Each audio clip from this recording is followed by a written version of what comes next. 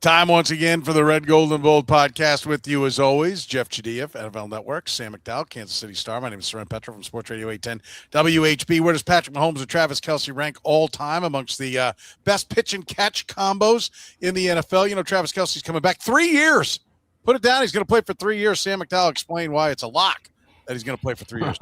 He won't. That's not going to happen. But he has signed his contract. We'll talk about that. Where does Kelce rank among the all-time great tight ends? Can he get to the top of the heap?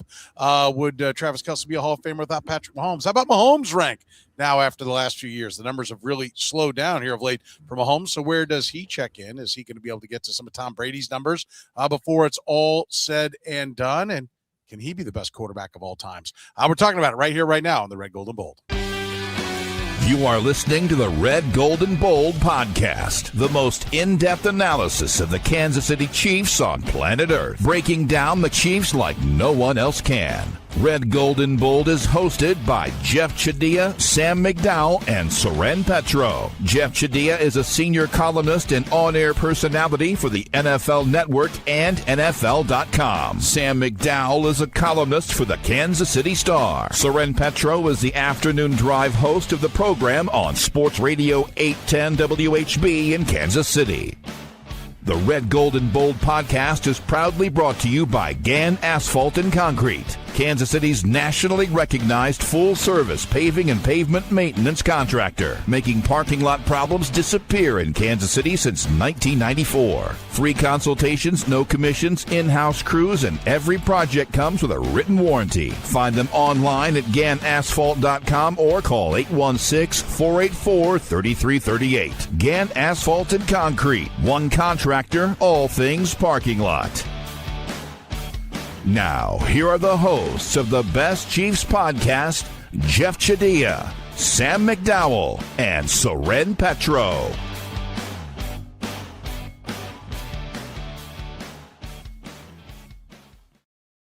Thank you very much, Curtis. We do appreciate it. Off and running here on the Red, Gold, and Bold, and Travis Kelce inking his new deal. Do we want to get that out of the way, Sam? This is a thorn in your side. 3 for 54. I mean, it could go clear to 57. I mean, the man's going to play till he's 40. I mean, your reaction to 3 more years of the Kelce era. Yeah, why just 3? You know, I mean, why not a 5-year deal? I mean, look, I think the three of us already thought that the agent did pretty good work getting the amount of money he got for Travis Kelce, but his absolute best work was getting everyone to tweet out that this was a 3-year, $55 million deal. Yeah. It's a 1-year deal. This is the Chiefs finally entering the world of void years, correct? Yeah. I mean, they're able to spread out this is why, as much as this is a salary cap league, that does not necessarily mean everyone's playing on the same playing field. You used to see the Saints do this regularly. You see the Eagles do this all the time, and it's the difference between the cash cap and the actual salary cap is the Chiefs don't do this. And I do think that makes it relevant for that reason, not from the Travis Kelce standpoint, but from the Chiefs standpoint. They usually avoid having void years and dead money, and they're going to eat some of this money the next 2 seasons. Yeah, and I think what's important to figure out here is this, because I haven't looked lately on what they're showing for the Mahomes contract, but it might have a couple of void years on the back end of it. Is this something that the Chiefs are now going to do? Are they now joining the ranks of the Philadelphia Eagles, where they're going to start throwing up more cash into these deals and they're going to use the void years? Or is this a special circumstance for 2 Hall of Fame players? Is this something that'll be reserved only for, break glass in case of an emergency, to make sure that we're keeping our absolute best players, in a Chiefs uniform so that they can finish here? It's something that we're not normally going to do, but we'll do it to keep the best of the best. Jeff, what do you think this is? The beginning of a new age, or just a select? Oh, it's a very unique situation. And it speaks to, we've all been in agreement on this, about the cost of having Travis Kelce be here. And you're seeing what that is. I mean, as Sam said, there is a cost to this beyond this year with him. And the point that also has to be made about spreading that money out is that if they did not do that, all that money he's being paid, that $12 million, would count against this year's cap, which makes it more prohibitive to go out and find talent, which is the big challenge. But again, I just feel like if you're Travis Kelce, you've made a ton of money, you're going to make a ton of money. when you're not playing football. I think being a strong leader, not a real leader, but a strong leader, is saying, I'll take less to be a part of this team and help you guys win one more, be in a contention one more time, get more talent around me. But to have to get this is for the agent, and it's for the ego, and it's for what you said. It's for the Chiefs wanting to, have one last dance with a guy who's probably not going to be able to help them win a championship this year. I guess we could construe that he's taking a little less up front, but overall he's still going to get, at least $12 million out of this. I don't think he's really taking less. And I don't think you can bring Travis Kelce back and say that, well, we're doing all the fiscally responsible things to set ourselves up for the next 5 years. They're borrowing from the future to pay for this year. And I just, they're not selling out. They're not all in. They're trying to serve two masters. And I think that's a dangerous place to be, Sam. I figure out your strategy and embrace that strategy and go. But we're going to do a little bit of this, but we're also going to do this. I think it's usually a tough way to go. But hey, if they win a Super Bowl like this and then have a decent cap situation next year, okay, I'll say like, hey, well done. Yeah, I mean, that answer is dependent on the answer to your first question, which we're in the dark about, is this going to become a thing that they become more comfortable or less uncomfortable doing in the future? Because that changes how you can view this contract. Obviously, the next 2 years, the salary cap is going to continue to grow at the ridiculous rate that it has. And therefore, those numbers, I think, are going to take up a pretty minuscule part of the cap. But with the Chiefs, they're in a position where $7 million becomes a lot. Like, they have to make moves because of $7 million. And, the next year, it's an even smaller cap hit. But I agree with you, but I also just think it's dependent on what they're willing to do afterwards. I mean, what's funny is Travis Kelce did take less for the year that he's going to be in the building. Yeah. For the next 2 years after he's gone, well, that's your guys' problem now. That's right. Yeah. That is something that's important to point out there. So, look, he can still play at a high level, not a very high level. He's not the elite. I mean, I like the way I heard it described best was he used to be a great wide receiver. Now he's a good tight end. I think that's where we are. But there's, a juice that he brings and an experience and leadership and all those kind of things. And we'll see how this offense fits together. They're going to rework it. Supposedly they're going to run the ball more effectively, and it's not going to be because of his blocking. He's a push and pester type blocker. I think he's probably a little better than he's given credit for, certainly by Patriot fans, but who never liked when he was being compared to Rob Gronkowski. He's better than they would offer up, but there's some work to be done. They're going to have to find a way to block effectively if that's now the direction that they're going to go with the offense, which presumably they are when they gave Kenneth Walker all that money. How about as a duo? Where does this duo rank, Jeff? I worked it up, some of the best pitch and catch combos that are out there. They've had 753 completions for 89-23. So I'm going to round this to make it easy. 750 for 8,900 and 61 touchdowns. They basically rank fourth in receptions, seventh in yards, eighth in touchdowns. He's a tight end. He's not a wideout in this group that I pulled that have the biggest numbers. Peyton Manning to Marvin Harrison, Steve Young to Jerry Rice, Peyton Manning to Reggie Wayne, Troy Aikman to Michael Irvin, Phillip Rivers to Antonio Gates, Tom Brady to Rob Gronkowski, John Unitas to Raymond Berry. I mean, that was a hell of a combination back in those days to have 631 catches for 9,300 yards and 68 touchdowns. They have more touchdowns than Kelce and Mahomes. Dan Marino, Mark Clayton are up there in that mix as well. Where does this combo rank, and what does at least one more year together mean that they could possibly achieve? I put them third on that list. I first of all, I put Peyton Manning and Marvin Harrison number one on that list. I mean, they were together the longest in their prime. And if you really saw them play, like the chemistry, the potency, just the things they did, the numbers obviously reflect that they have the best numbers on this list.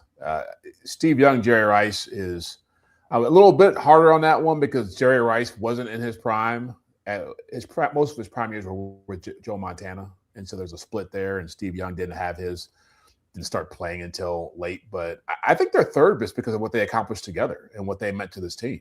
And we'll get to what they meant to each other. But I just think for a tight end QB combination to be that dangerous and that effective over that period of time, especially after Tyreek Hill was taken away from this offense, the things they were able to do without Hill around just amazed me. Because I thought when he was gone, there was going to be a serious step back for this offense. And they took a step up. And I know they didn't have a 1,000-yard receiver, wide receiver, but Kelce was the number one target. People knew what he was, and they still put up great numbers. Yeah. Who's your two then, Jeff? Steve Young and Jerry Rice. You still had him second? Yeah, I'm on the fence. I almost put him at 2, but their numbers are just so much better than what Mahomes and Kelce have done so far. Yeah, I think that's interesting. What's funny about Jerry Rice is maybe 10, 11 is Joe Montana to Jerry Rice. Yeah. Like Peyton Manning's on here with 2 different receivers, but Jerry Rice could conceivably be twice in here in the top 10 with 2 different quarterbacks. He had almost 7,000 yards receiving with Joe Montana as well before he ever started hooking up with Steve Young. Where do you think they fit all time in this mix, Sam? Yeah, I think they're definitely behind the 2 that Jeff mentioned. I mean, Harrison and Manning are just like a clear-cut number 1. To me, the more intriguing question is, are they the best quarterback tight end duo of all time? Because Rob Gronkowski did all of his damage with Tom Brady. And at 2 different stops, they won Super Bowls at 2 different stops. And look, I mean, the Travis Kelce, Rob Gronkowski debate is already a thing. But then when you consider that by the time that Patrick Mahomes started starting in Kansas City, Travis Kelce was already a 3-time Pro Bowler. He was already a first-team All-Pro guy and a second-team All-Pro in a different season. The bulk of his numbers have come with Patrick Mahomes, but not all of them. I mean, he had, 4,000 yards before Mahomes. And so I actually think this is the second best tight end quarterback duo, because he's 30 before Patrick Mahomes or 29, I think, before Patrick Mahomes is the starting quarterback. And statistically, I'm judging that statistically, which I think a lot of times is how you have to judge when you judge longevity of career and that sort of thing. And I put this into that bucket, judging careers. Yeah, I think that's interesting because I think it's possible. I'm not saying Kelce's ahead of Gronk, but I think it's possible to be ahead of Gronkowski, but not be the best combination, right? Because like what you said, because of the numbers that he piled up with. Exactly right. Yeah. So like this is not the same as Travis Kelce better than Gronkowski for that reason, is Gronkowski only played with 1 quarterback. Yeah. For me, I think they're probably listen, Antonio Gates had 34 more touchdowns. I mean, that's the one thing that's kind of puzzling, why there haven't been more touchdowns between Mahomes and Kelce. And I do think that's not a jump ball receiver. True. Yeah. Or is that what shows his ultimate limitation in a small space? What he does is find the gaps when the field is stretched. He's a 20-20 guy, which doesn't mean he's not good. It just means that, okay, he gets down there and he's not as athletic. He's not as physical. He doesn't. I think he's more athletic. I don't know if that's an athleticism thing, right? I mean, his catch radius is not as big as those other all-time great tight ends. When you look at Tony Gonzelez, Rob Gronkowski, Antonio Gates, they thrived on their catch radius. Travis Kelce has been quicker, and he's more elusive after the catch than any of those guys. You look at the after the catch numbers with any tight end, and like Kelce clears it by a lot for total after the catch. And look, this is in the comments, and it'll come. I'll just say this will come up later. The postseason is a thing, and I mean, I've always thought this about sports. I mean, you judge individual players based on championships, but then when you compare them statistical wise, you don't include the postseason stats. It's kind of almost a hypocrisy to the way you talk about guys' careers and how good they are based on championships, but then you compare them on sheets of paper, and for some reason you don't include the postseason stats. They're not close in the postseason stats. I mean, not close. Travis Kelce has 178 catches in the postseason. Gronk had 98 and only played 3 more games. Yeah, than Gronk did. Yeah, no, I think that's a great point. I think it's because it's a smaller sample size, that people look at. The league does do those numbers. I mean, they do coach wins combined, regular and postseason. They do, they're more and more adding those into it. But of course, and part of the reason that there's more teams in the playoffs, there's more rounds of playoffs now for teams. So when you compare across eras, these guys obviously overlap most of their career. When you compare across eras, is it really fair to compare somebody who played a conference championship game and then a Super Bowl, or just played an NFL championship game as all their postseasons.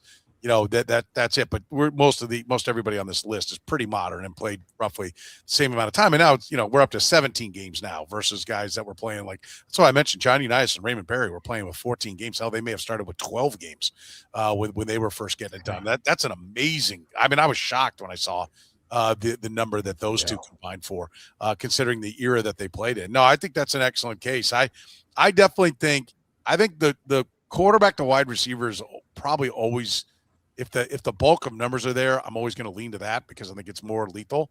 And I think the 112 touchdowns to Harrison and the 119 to Jerry Rice, I don't know how either one of those two could not be. I mean, they have to be up there at the top. I think that's fantastic. I mean, those are incredible numbers. But the Kelce in the postseason's a thing. I mean, I'm fine with third. You would you go third? Where'd you end up going, Sam? Third, fourth? I'd go fourth. Yeah. And you put Gronk in front? Three, then? I put that Brady Gronk combo third. I think I do too. I mean, it is 93 regular season touchdowns. The touchdown numbers are incredible. And the one spot that Kelce's got more postseason touchdowns than Gronk, but it's the one spot he doesn't blow him out of the water. I think it's like 20 to 18 or 20 to 16, something like that. Yeah. It's up there. And if one more big year, I mean, maybe they do pull into third. I don't think they're going to get to number one. If Tyreek Hill had played, for 10 years, 12 years with Patrick Mahomes, and maybe that would have a chance of getting in there. But I don't see where that one's going to crack the list. Going to get past those top two. Those top two are just so far out there that I think it's tough to see them getting there and getting past them. All right, we want to talk about where Kelce ranks amongst the all-time tight ends. We'll do it after you hear from our friends at Gann Asphalt and Concrete. Concrete season is in full swing, and asphalt paving is revving up. So right now is the time to get your property on the schedule with Gann Asphalt and Concrete. Whether you need new concrete work, a parking lot repaved, crack filling, seal coating, or full asphalt installation, their experienced crews handle it all right here in Kansas City. Don't wait until the rush hits. Call today for a free bid and secure your spot before the calendar fills up. Get the process started right now at GannAsphalt.com. That's GannAsphalt.com. Gann Asphalt and Concrete. One contractor, all things parking lots.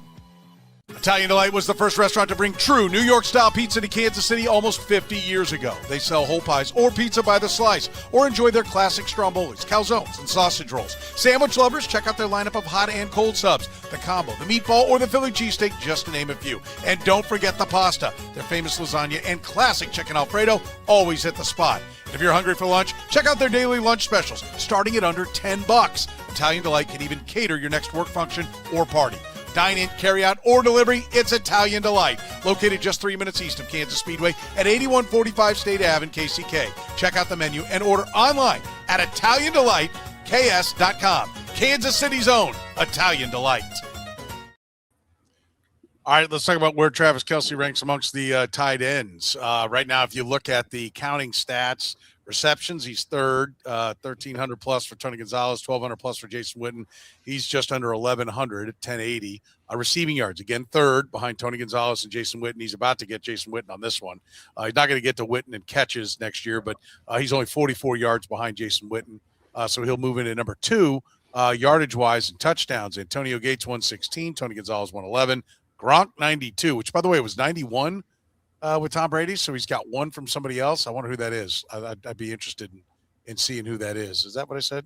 Or all 92? Heck, it could have been Julian Edelman. I was going to say. Yeah. Actually, I wonder if I messed something up because I've got Gronk at 92 touchdowns as a tight end, but he's got 93. I wonder if but Brady to Gronk is 93. I got it from two different sites. So let's see. Garoppolo threw him one, and Tampa, Blaine Gabbert threw him one. Okay. But I'm showing more with Brady than he has receiving touchdowns. So, well, he's got. I see what you're saying. Yeah. What do you see? He's got 93 touchdowns, 91 with Tom Brady. Okay.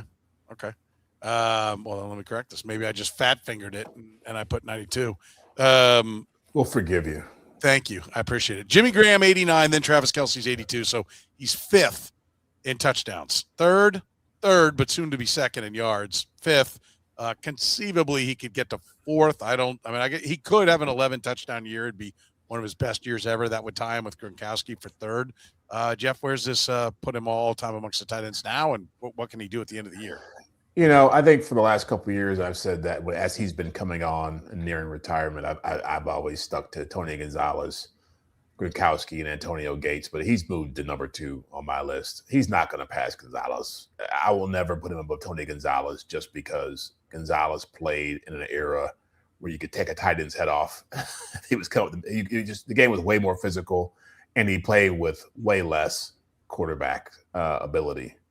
That's no knock on Trent Green and other guys he's played with, but he wasn't playing with Patrick Mahomes. If he played with Patrick Mahomes, his numbers he might be the best receiver ever statistically.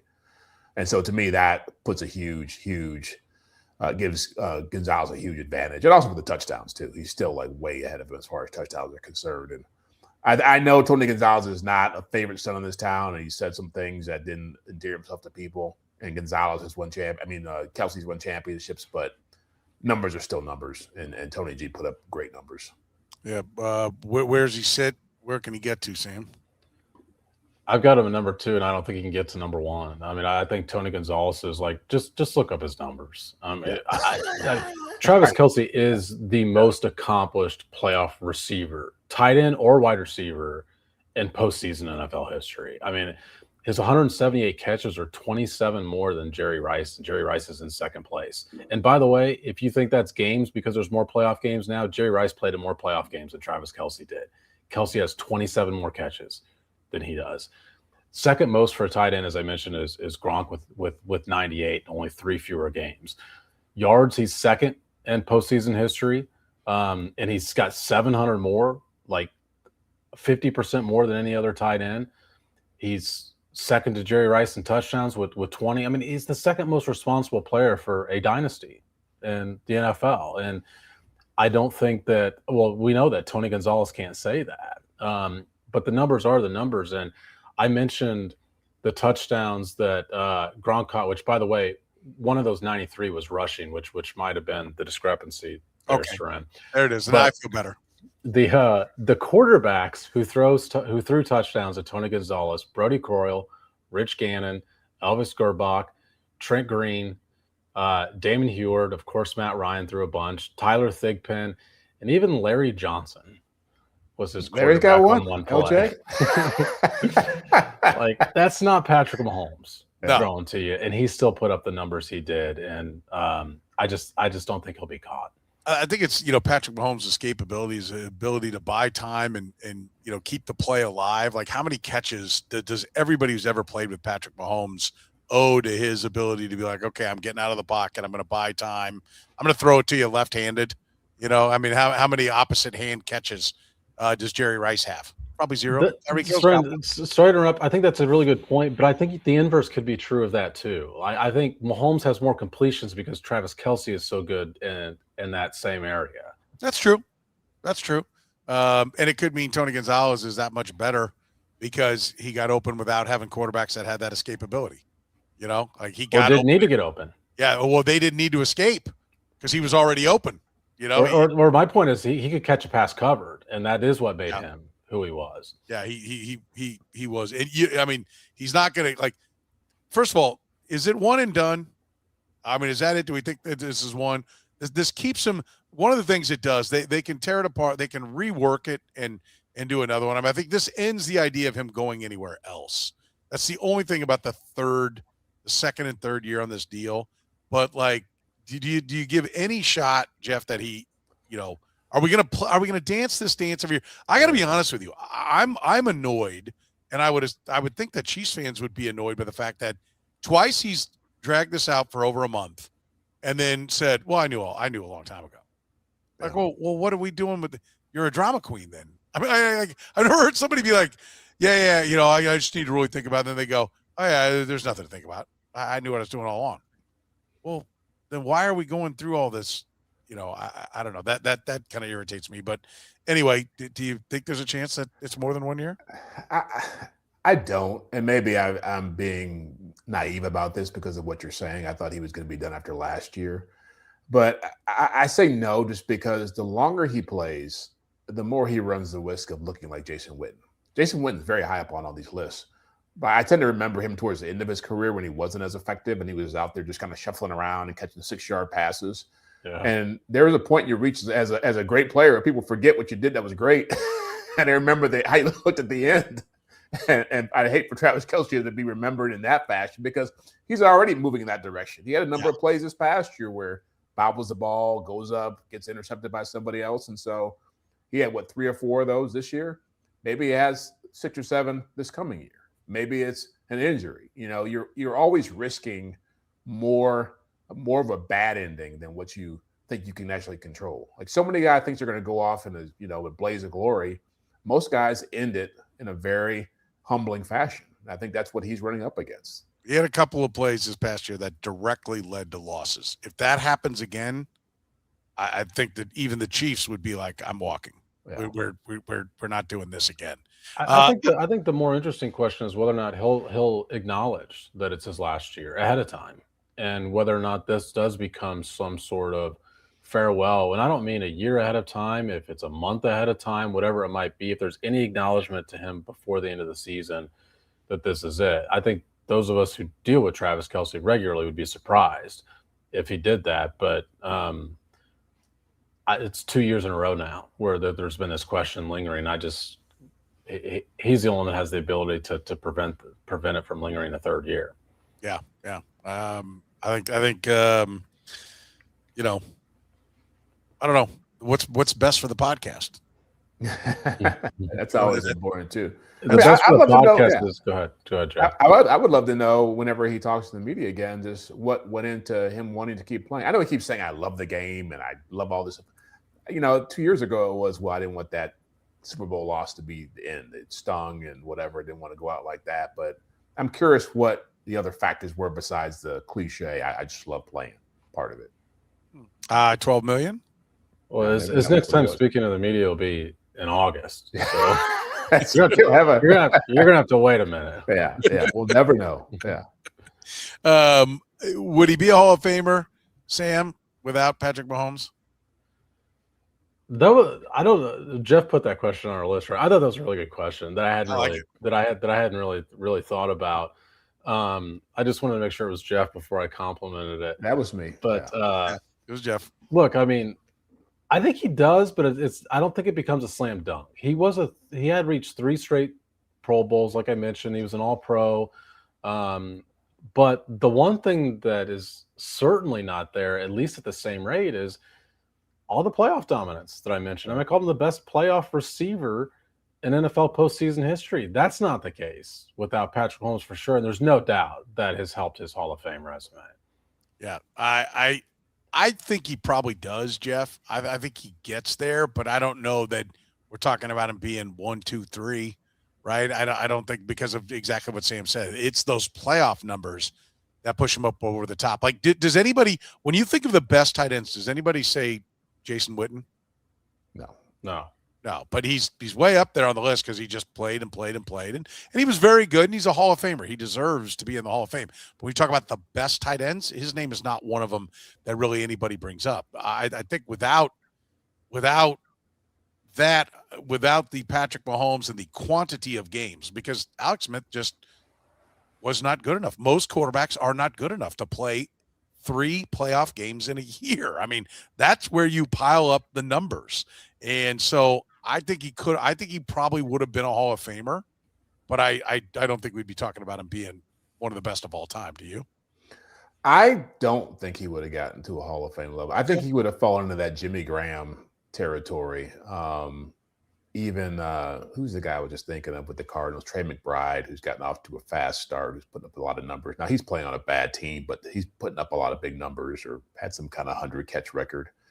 One thing Kelce had going for him when Mahomes showed up, he had that 1,000-yard streak that had started, and so that was impressive. But Sam's right; he made his name in the postseason, and he made his name as a big-time postseason receiver. And I don't really remember him being a dominant postseason player when Alex Smith was here.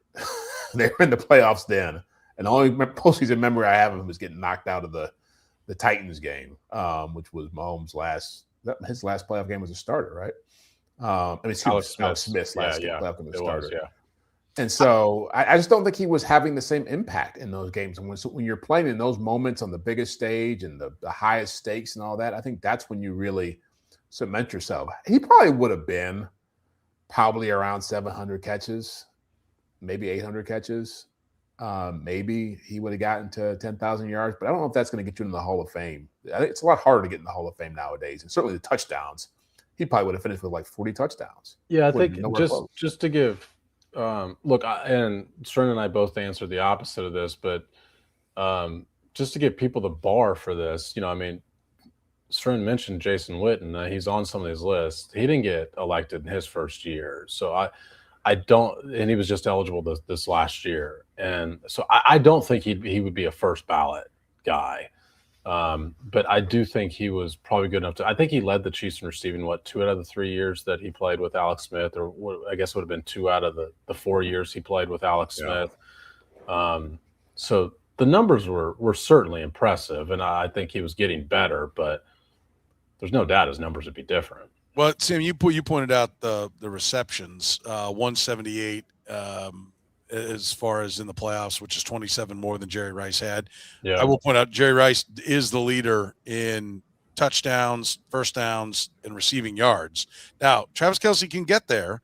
2245 is his yardage. He's at 2,000 yards. Yeah. He's 2,078. He's 167 yards behind Jerry Rice, and he would need 2 touchdowns to tie and 3 to beat him in the playoffs. But that means you got to get to the playoffs, and then you probably got to play at least 2 games.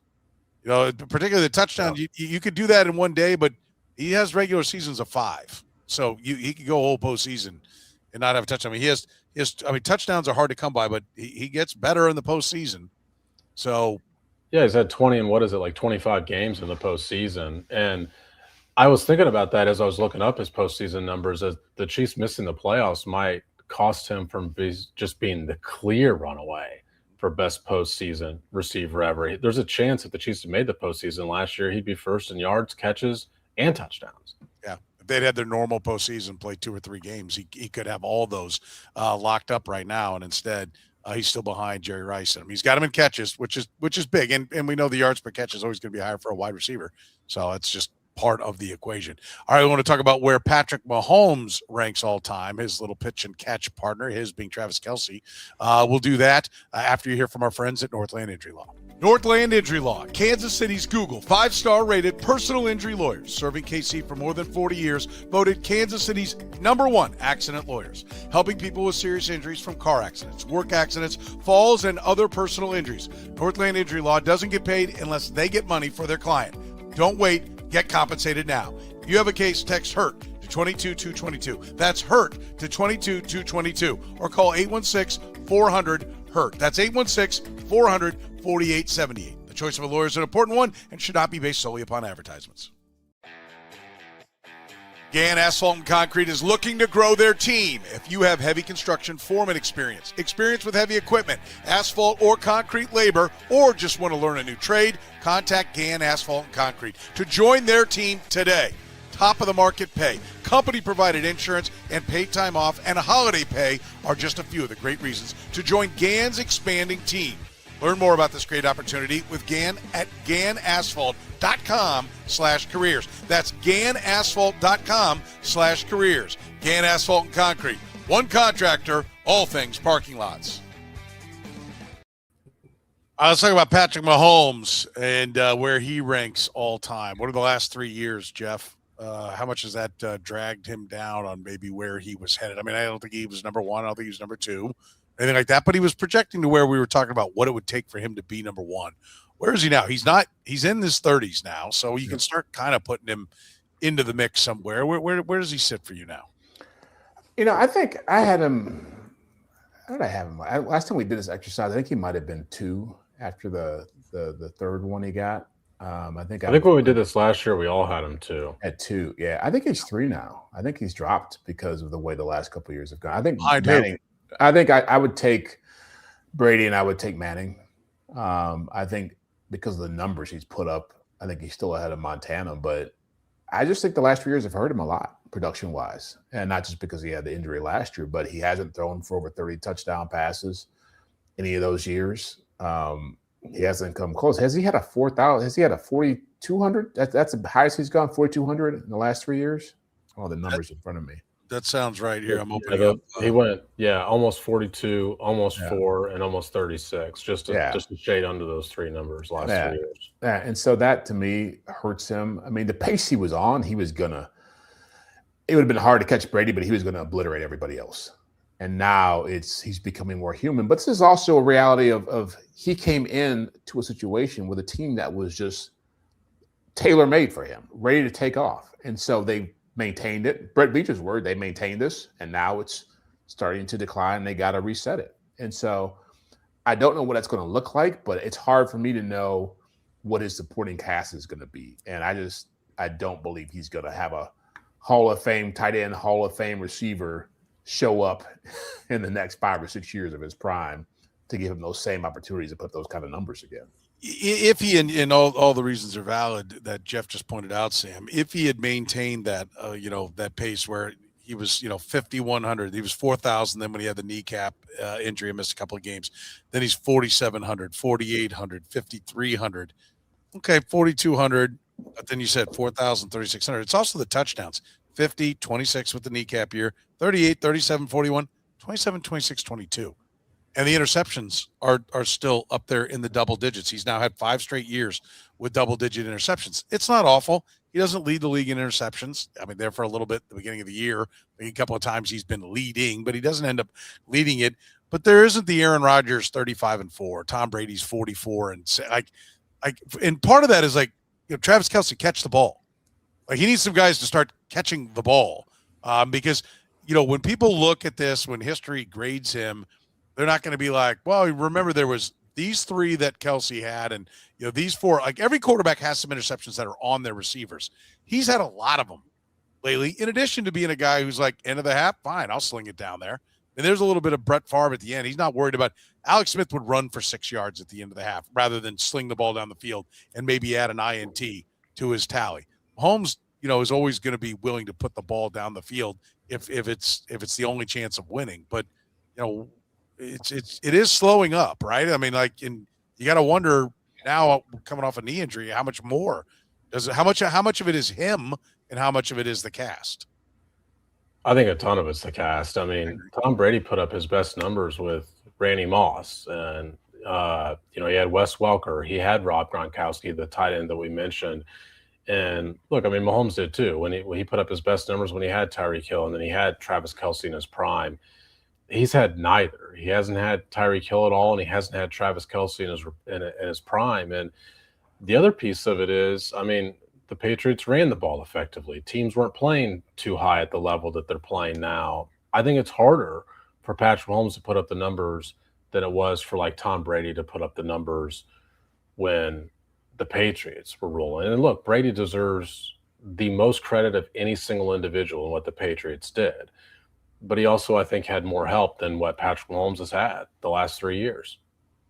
Yeah, it is when you look at Brady. I mean, when he got some help in Tampa, 44 years old, his next to last year, 5,300, 43-12, on the backs of a 4,600, 40-12. I mean, he was throwing 40 touchdowns. I mean, I do think Patrick Mahomes, if we're going to talk about him being, in the discussion for one of the best of all time, Jeff, there's got to be some stats to it too. I mean, it can't just be the highlight plays are great, but I mean, he needs some 40 touchdown seasons in there, right? He needs a couple more of those. He probably needs another MVP along the way to get it done. I mean, they've got to, again, the goal is to win championships. If he keeps piling up championships, he's going to do just fine. But short of winning 3 more championships, there better be some numbers piled up there as well. Yeah, I mean, and some top 5 offensive finishes. I mean, they've been 15th, but they were 21st in scoring last year and 15th the previous 2 years. And so they've been operating a mediocre offense for a long time. A best kept secret in the NFL that they haven't been that good offensively. They've been writing off those early years a lot. And I say this a lot about quarterbacks as they age, you have to put more talent around them. You can't keep asking them to do amazing things as they're getting older. So look at what Peyton Manning had when he was in Denver and he had that record-setting year when they went and played to Seattle and they had, Demaryius Thomas and that big tight end. And, he had like 5,000 yards passing and 50 touchdowns. Look at what Matthew Stafford has right now. They got Puka Nacua, and we'll go get Devontae Adams as well, and look at the numbers he put up. And so it's doable. Now, do you have to make some more drastic moves to make it happen in other parts of your roster? Yeah, but if your best weapon is your quarterback, then you should be making those moves to make it easier on your quarterback. By the way, I think it's interesting you mentioned Devontae Adams because the Rams, my love affair with the Rams and their acquisition of draft picks. They had the draft picks to make a trade, and you're like, well, we have to give up picks and pay money. Yeah, but when it's a guy who's already signed, a lot of the money stays back there. The signing bonus is back there as far as real cash goes. A big chunk of the cap hit stays back with the old team. You get a discounted version. The draft pick is paying for the discount on the actual cash dollars and cap dollars. The Rams are getting Devontae Adams for way less than what the number was to go to the Raiders, right? Because all that money stayed back, the Raiders through the Jets, to get there. And so, he was a free agent signing with the Rams, right? So they are paying all the freight on that. But like when you trade for somebody along those lines, but you need the picks to do it, and they haven't been able to accumulate enough picks to fill all their holes, let alone have extras to go give to veteran players. Mahomes breaking Brady's records. Sam, 7 touchdowns. Or 7 Super Bowls. Mahomes got 3. Conference championships, Brady's got 10, Mahomes got 5. Passing yards, 89,000 for Brady, 36,000 for Mahomes. Passing touchdowns, 649 for Brady. Mahomes has 267, right? I did throw in this. I think the rushing yards are of note. Tom Brady's obviously played a lot more. He had 1,100 rushing yards and 28 touchdowns. Mahomes already has 2,719. 238 first downs running for Brady. 199 for Mahomes. Like, he is a much more lethal player. Those were probably all on snakes too for Brady. For Brady, absolutely, they are the first downs and the touchdowns. I mean, he's like, let me look this up because it's just comedic to look at his rushing yards. He averages like 1 something a carry, isn't that right? Regular season rushing for his career. Tom Brady, 1123 on 693 attempts for 1.6 yards per attempt. I mean, I love that he has 1,000 yards rushing, though. I would brag. A lot of kneel downs too, I'm sure. But I mean, are those numbers how much of those numbers? Mahomes isn't catching them. I mean, look, and the argument to me, when you want to go 1-2 Mahomes Brady, I think it's always going to be in play if you want to say Mahomes is the best quarterback you've ever seen. But as far as resume and who you consider the best of all time, to me, Tom Brady put an end to that argument when he beat him in the Super Bowl, and he was in his 40s. And Patrick Mahomes was in his prime. Now, Mahomes had no help that day, but that's just not what people remember. I mean, people remember about that game as head-to-head and who won and the age of one quarterback versus the prime of another. And I just don't see him catching any of those numbers either, though, statistically. This is what always bugs me about the Tom Brady thing. He plays till 45, and everyone thinks every other quarterback's going to play till they're 45. Yeah. And what's been proven with Aaron Rodgers, and Rodgers had a better year this year than he had the year before, but it's been proven it's just not that easy. And I just don't anticipate that we're going to see another quarterback playing at that level in their 40s. The way Tom Brady won at what? Like, he won at 45 was the championship I was just talking about, but he won at age, let's see, 37, 39, 41, and 45. No. He was 45 when he won the last Super Bowl? I think he was 45 at the last one. I thought he was. I think he was younger. I think he was 44. Yeah, it was his 43-year-old season. Let me see when his birthday was. Yeah, he retired at 45. I think after he's 45. His birthday is August 3rd. So when he won it in 20, he would have been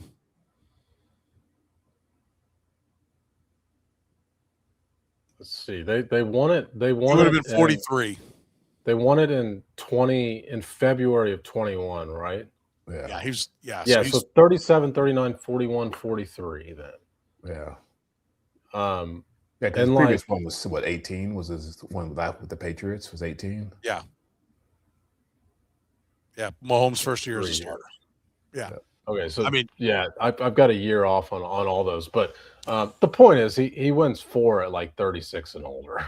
That's not being repeated. Like this thought that every subsequent player is going to play till they're older, play till they're 45. I mean, this guy lost his family over being in shape for football. Well, and I'll tell you the other thing that he did was he manipulated the system. I mean, he saw when it was time to get off the merry-go-round in New England, and he went, "This is the team that I can hum with." Yep. Right? Like they've got the receivers, they've got a bright mind coach, like and he understood, like, I'll massage my contract and keep playing it out to make sure we've got talent in New England. I mean, he understood he was in a great spot with New England, and he didn't eject until he's like, all right, I see the end coming here, and I see where it's going. It's there. And he handpicked the best spot to go to. The Chiefs, if Mahomes plays at a high level and they don't keep putting weaponry around him, one day he talks to Tom Brady. He'll call his shot and walk away. Yeah. Well, and I would say what Sam said is, about the best quarterback. I think Mahomes is the most exciting quarterback ever. I think Tom Brady is the best because the way he was able to play, the level he was able to play at an age when he didn't have the same athletic ability that he would have had in his 20s and early 30s. To me, I don't think any quarterback has ever seen the game the way he has, the way it has processed the way he has, or won in the way he has. Because to me, Mahomes is amazing, moving around and doing all this stuff. It will be interesting to see how he operates once that's gone, and because most guys who operate that way can't play from the pocket and have the same amount of success. And that's what Brady separates from everybody. Aaron Rodgers and Steve Young, and to a degree Brett Favre, are all guys that did manage to become more pockety or pocket-like in what they've done.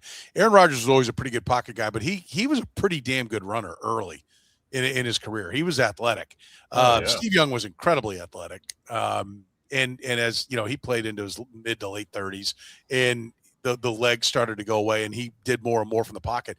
But I mean, I do think, and so that's the hope, right? That's what you want him to do. And I think he's smart enough, Patrick Mahomes, to look at him and be like, okay, how do these guys elongate their career? This is how I have to play. And I'm hoping that that's the offensive changes. Okay, how did those quarterbacks play at a high level? They played this style of offense. We need to start playing that style of offense, right? To your point, Jeff, about not putting it all on him, right? Getting him under center. They were all operating under center later. More power football. Don't make him have to like pick the whole, 5 wideouts out there, and you got to go find the guy. Just show the football, pull it back, and the tight end's leaking out the backside, throw it to him for a 9-yard gain, right? Like, don't have him have to process something. Process 5 receivers, 5 route patterns, plus the defense, plus the, if he's calling the protections and everything. Don't have him have to process all that. Just a nice little naked boot tight end throw that works exceptionally well in these more true West Coast offenses.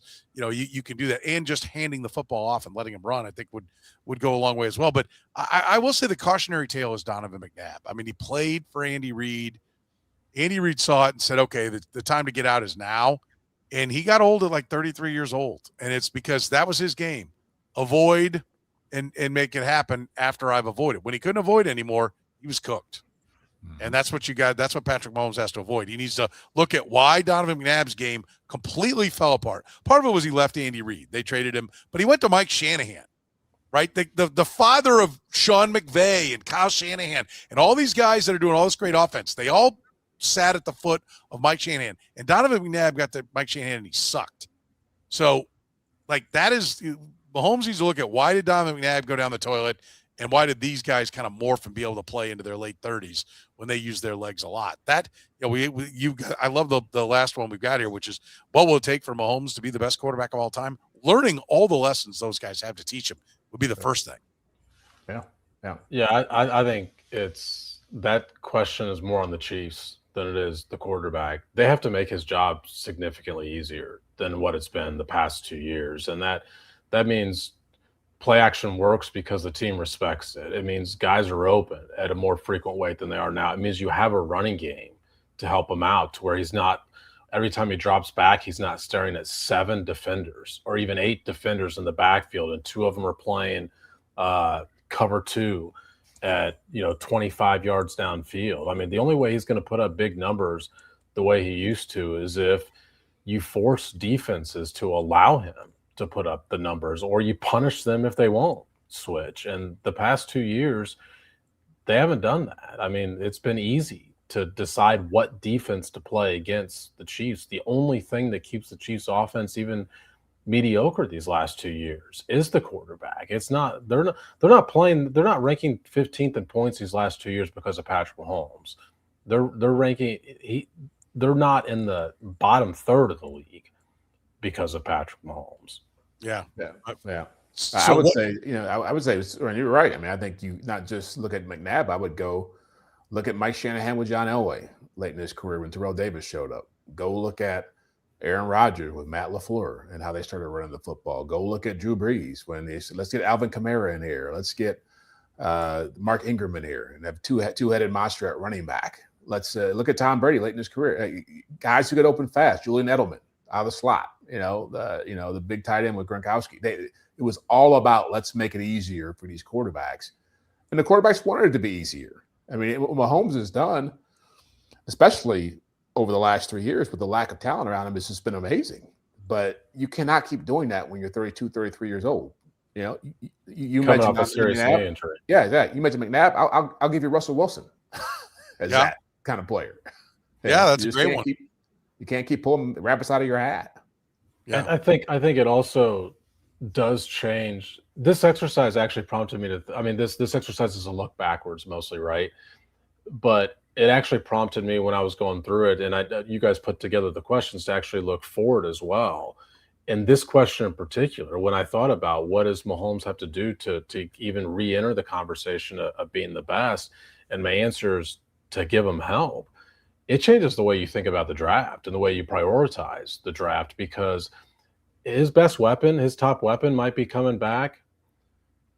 Yeah, that's a great point. That's kind of the point I'm at. Is like, I think it's for people on the podcast. Ben in the chat room said it's why I honestly think there are only 2 choices at pick number 9: O tackle or wide receiver. And I think it's wide receiver. Like I looked at it and said, if they're close to even, and look, I mean, if you really like Reuben Bain and are not put off by his arm length and he's there, and you think so much better of him than whoever you have great as the top receiver, whether it's Tate, whether it's Lemon, whether it's somebody else.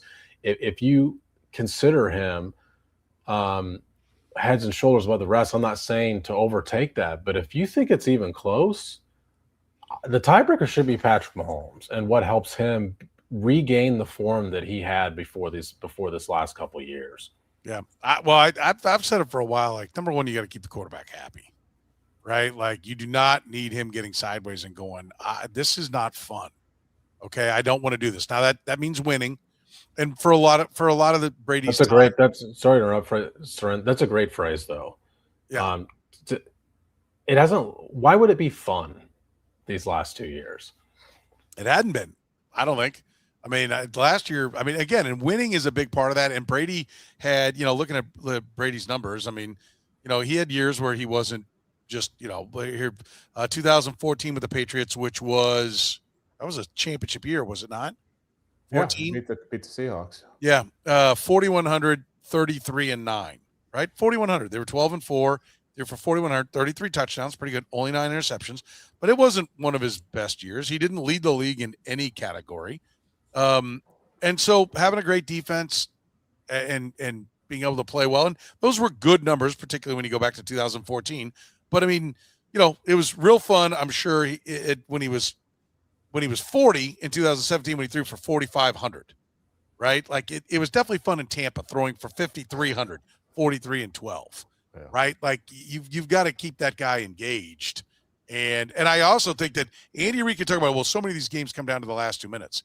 Yes, and you're at the mercy of the offense when you're on defense. Like, if you want to win close games, have a great offense, right? Be able to get a field goal with 32 seconds in a timeout. Be able to get a touchdown with 51 in a timeout, right? That's how you win close games. It's not by saying, well, man, you can fair catch a punt at the 50 and have a minute 50 and one timeout, and we're not giving up a field goal. My ass. Not with 4 downs, you're definitely giving up a field goal. So you better, if you're going to preach that it all comes down to the last couple of minutes of the first half, like last couple of minutes of the game, your offense better hum. Yeah. Well, and what bugs me about that comment all the time is it's not like teams aren't playing explosive offense around the league. Not like there aren't quarterbacks out there putting up big numbers. I was just talking to Trent Green, and he was talking about covering the Seahawks Buccaneers game last year when Sam Darnold and Baker Mayfield were throwing for 400 yards each and 3 or 4 touchdowns. It's just like, well, Sam Darnold and Baker Mayfield out there lighting it up. Yep. And what do each of them have? A strong running game. Yep. You know, a strong running game that sets it up. Yeah. Top wide receivers. Yeah. And great receivers too. Yeah. Terrific wide receivers. Yeah. One of them just got 140 million. Yeah. That would be nice. That's right. The Bucs had Mike Evans and Chris Godwin and went and got Emeka Egbuka. Yeah. Yeah. And to Soren's point, I mean, the Chiefs had one fourth quarter comeback and one game-winning drive last year. It happened to be in the same game. You got the comeback against the Colts to tie the game. Your game-winning drive is a field goal drive in overtime. I mean, it's not a clock condensed situation. That was their only game-winning drive they had a year ago. Yeah. What will it take for Mahomes to be the best quarterback of all time? A lot of investment in the offense, and I think 3 more championships. I mean, if I were to answer like quantitatively what it will be, he's going to have to morph his game. They're going to have to run the ball. They're going to have to put more weapons around him, and he's going to have to not make the mistakes that others have made, and they're going to have to win at least 3 more championships. I don't know that he's got to get to 7, but if his athleticism is back and we're wrong and he's rehabbed the knee so much that he's just as athletic as he's been for 2 or 3 more years, and we see some more highlight plays and, throwing the ball while being parallel to the ground and it goes for a touchdown and all the different things that he does time and time again. If he's got a few more years like that, and then he keeps piling up the counting stats, and then he rings the bell for 3 more championships, I think we'll be discussing it. You don't think that's reasonable that he could have 3 more years with that athleticism? No, I think it's absolutely reasonable, but I don't think you can count on it. I mean, guys, like, listen, I mean, look, one way to extend that life is to have a better running game, is to, have guys who are open downfield more frequently to prevent him from having to run around, which also could derive from a better running game. The supporting cast could save some time on his legs as well. By the way, Tommy, stop being an ass. 6 Super Bowls, not as much as 7, right? Yeah, I know. Then I guess then Casey Jones is the second best player in NBA history, and Michael Jordan's not even close because Casey Jones has 10 rings. Stop acting like number of championships is the only thing. I said he has to get to 6, and he doesn't have to get to 8, right? It's not just a champion. Like, there are things that would have to go on. I mean, you can go back, and there are a lot of people that have documented that Brady's always had every one of his championships. He had like a top 5 defense, every single one. Every single one. There's a lot more that goes into it than just counting the championships, Tommy. Spare me. Yeah, I think his defense was top 10 all but like 2 years of his career or something. Yeah. But what Sam's point, I mean, the point about the athleticism is going to be interesting to watch because I do wonder how much he'll put his body into awkward positions moving forward now. Because once you've had an injury like this, it's a lot harder to be that gung-ho about I don't care where my body lands or how I end up in the air as long as the pass gets completed. It's sometimes you got to throw the football away and just play the next down. Yeah. No, there's a lot of things that are going to go into it. I mean, like, we could do probably 3 shows on, okay, he needs to do this, he needs to do this, they need to do this, they need to do that, this will have to happen, this will have to happen. I mean, let's be honest. They've got to run the ball better, and that means that over the next 10 years, they've got to find 3 more running backs. Yeah. I mean, they bought one here, but you think Kenneth Walker's still going to be special after this 3-year contract's done? I don't. No. I think they'll be lucky if he's still special if he's special in 2 of these 3 years. So there's lots and lots of work that needs to be done by lots and lots of people, and lots of work that needs to be done by Patrick Mahomes as well. But it'll be fun. I'm interested, and God knows he's the kind of competitor that'll go for it, so it'll be fun to watch. Listen, you can support the Red, Gold, and Bold by supporting our great sponsors like Gann Asphalt and Concrete. If you're looking for a gig, they're looking for experienced asphalt and concrete paving foremen, operators, and laborers. Trusted company that offers top-of-the-market pay, company-provided insurance, PTO, and many more benefits. Go to GannAsphalt.com/careers. Italian Delight, the first to bring true New York-style pizza to Kansas City almost 50 years ago. Had it at my house last Friday while we were watching games. Absolutely fantastic. Strombolis, calzones, sausage rolls. Jeff, you got it too. I got a piece of it. Yeah, piece of the pie and a hat. And a hat. Yeah. And a hat. You missed out, Sam. We got a medium shirt. I didn't get a hat. Yeah, we got a medium shirt from Italian Delight. So a few minutes east of the Speedway on State Avenue, 8145 State Avenue. Find them online at ItalianDelightKS.com. And of course, Northland Injury Law. 40 years they've been serving Kansas City. Voted Casey's #1 accident lawyers. If you've been hurt, need a case, need a lawyer. If you have a case, text HURT to 22222 or call 816-400 HURT. It's Northland Injury Law. For Jeff Chadiha, for Sam McDowell, I'm Soren Petro saying thank you very much for joining us here on the Red, Gold, and Bold.